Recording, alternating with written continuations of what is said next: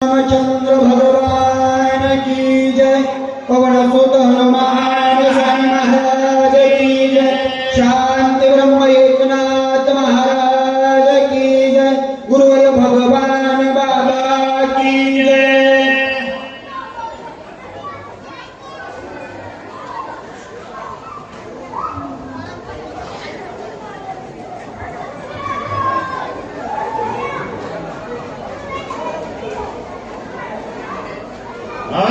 श्री गणेशाय श्री सरस्वती गुरु ब्रह्मा श्री रामचंद्राय नमो नमः।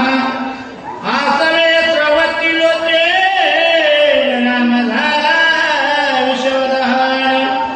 लक्ष्मणाला गेला प्राण काया पर करावे। गुरु ब्रह्मा गुरु विष्णू गुरु महेश्वरा। गुरु हा साक्षात परब्रह्म तस्मै श्री गुरुवे नमः।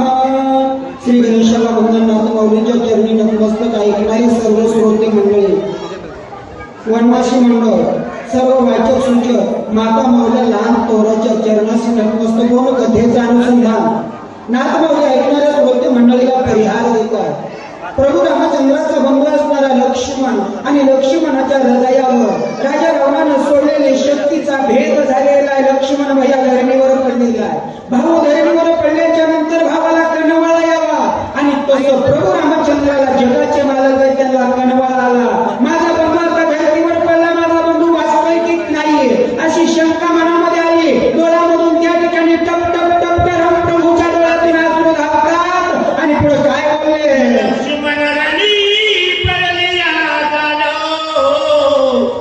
रामाचे दुःख दारुण आसुधारा श्रवती गयले।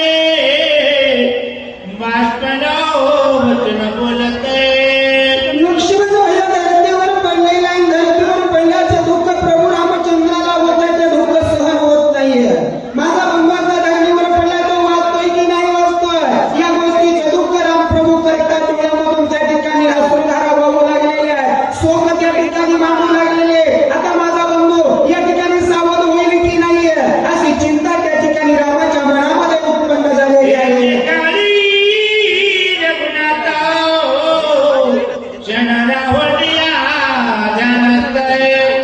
लक्ष्मण नाही जीव घाते जाणून उदार प्रभू रामचंद्र एक क्षणावर ध्यानस्थ राहिले आणि ध्यानस्थ राहून प्रभू रामचंद्राने मनामध्ये विचार केला. माझा भगवा असणारा लक्ष्मण शेषाचा अवतार आहे, त्याला मरण नाही. मग लक्ष्मणाला मरण नाही ना, मग मला भेटची काय गरज. आता मी भेट नाही, आता मला धनुष्य घेतो आणि राजा रावणाला हात दाखवतो असे म्हणले. काय केलं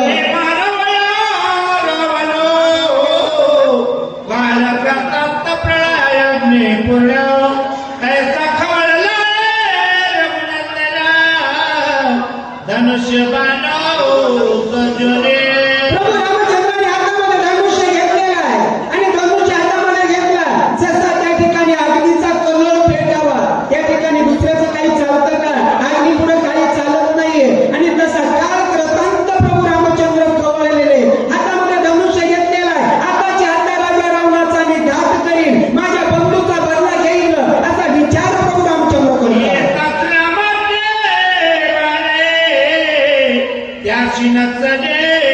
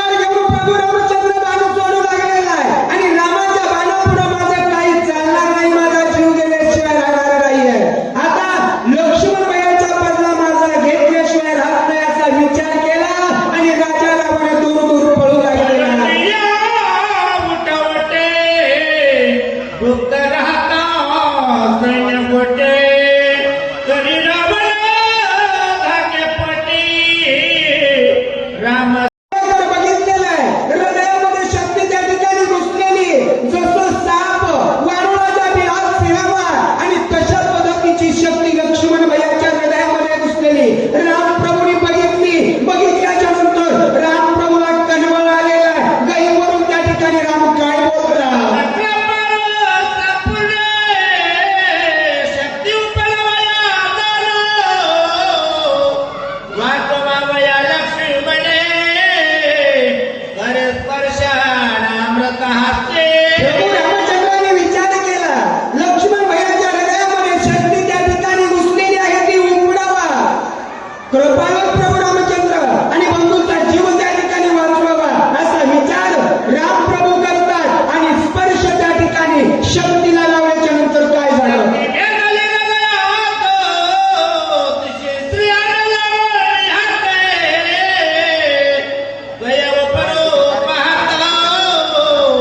बहुत वर्जते नाना युक्ती बघा त्या ठिकाणी प्रभू रामचंद्राने शक्तीला स्पर्श केलेला आहे शक्तीला स्पर्श केला शक्ती उमरावा लक्ष्मण भैयाला वाचवावा असा विचार केला परंतु तेवढ्यामध्ये या ठिकाणी असलेले सर्व वानर सैन्य त्याच्यामध्ये ज्ञानवंत गुणवंत त्या ठिकाणी काय बोलतात शक्ती उपलब्धाची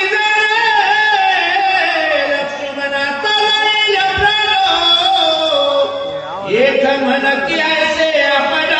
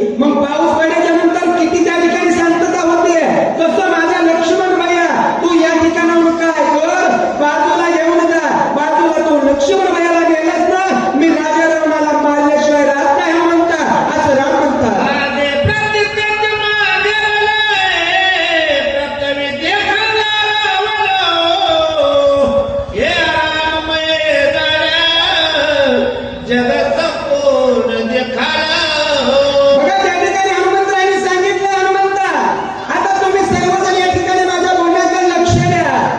आज मरणे किंवा मारणे याच्याशिवाय दुसरं काही नाही. मी राजा रावणाला मारीन, रामाचं राज्य येईल. नाही तर रावणाला मला जर मारलं तर राजा रावणाचा विजय होईल. आता मरणे मारणे याच्याशिवाय दुसरा पर्याय नाही. ते त्या ठिकाणी हनुमंताला बोलतात.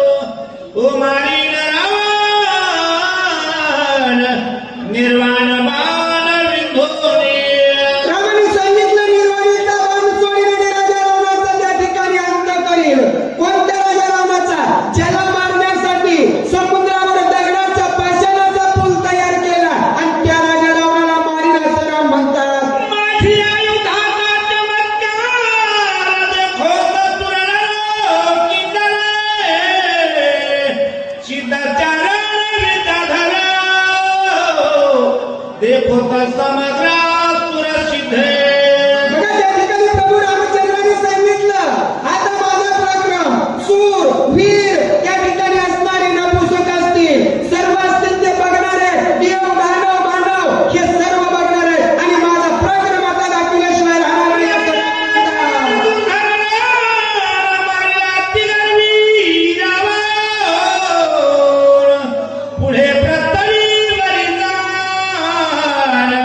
हे पुरती पुराण सुरसिद्ध बघा त्या ठिकाणी सांगितलं सुरसिद्ध काय करतील हा गर्वानं नाचलेला असणारा राजा रावणाचा अंत करेल आणि जो माजलेला उठलेला आहे त्याचा नैनाद केल्याशिवाय राहणार नाही रामराजाची गुढी उभारेल आणि त्याच्यासाठी मी अवतार केला या ठिकाणी केलेला आहे असं राम बोलतात ऐसे बोलणे रघुपती स्तनपुंकी भलो घेऊन हाती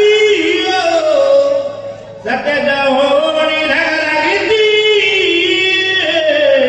लंकापती दिला प्रभू रामचंद्राने असा विचार केला आणि स्वर्णपंखी म्हणजे सोन्याला जितकी त्या ठिकाणी चकाकी आहे तेवढा प्रभू रामचंद्राचा बाण त्या ठिकाणी झळझळ करतोय आणि तो बाण धनुष्याला लावला आणि पुढे काय करणार संजीवनी बाणाने विंधिला रघुनंदन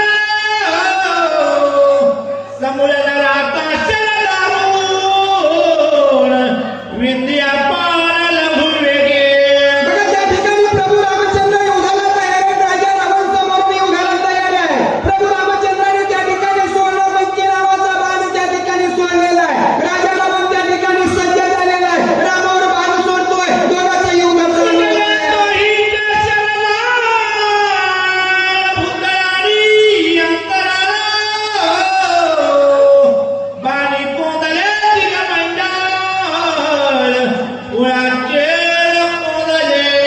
बघा त्या ठिकाणी नीतीचा आणि अपनीतीचं युद्ध आहे प्रभू रामचंद्राच्या बाणाचा वर्षाव होऊ लागलेला राजा रावणाचे बाण समोरून येऊ लागलेले भूमंडळ पृथ्वीतलावर चौकर बाणाचा त्या ठिकाणी सडापडावास झालेला आहे आकाशामध्ये बाणाचा त्या ठिकाणी जाळं तयार झालंय आकाशामध्ये सूर्यमंडळ दिसायला तयार नाहीये असं दोघांच्या बाणाच्या वर्षावर झालं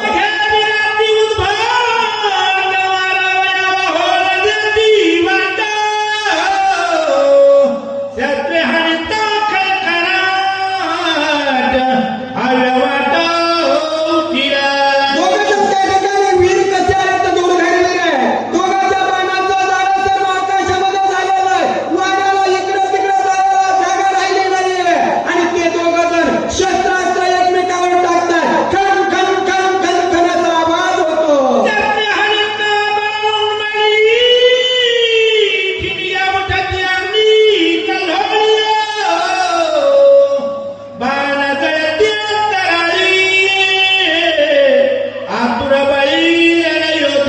आणि एवढ्यातूनमध्ये दोघांच्या शस्त्रास्त्राचा घर्षण होत आहे आणि घर्षण झाल्यानंतर ठिणग्या उडतात आणि ठिणग्या उडून बाण त्या ठिकाणी जळू लागलेले असा त्या ठिकाणी दुर्धराची शक्ती दोघा वीरांची नाथमाऊली सांगतात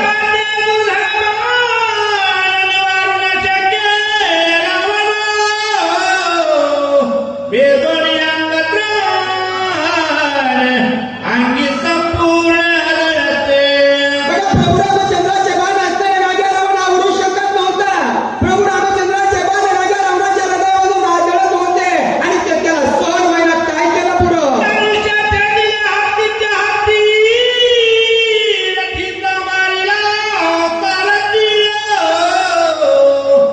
रती देवा रूपाने केला विरती लंकेश जगाचं नरकाचे बाण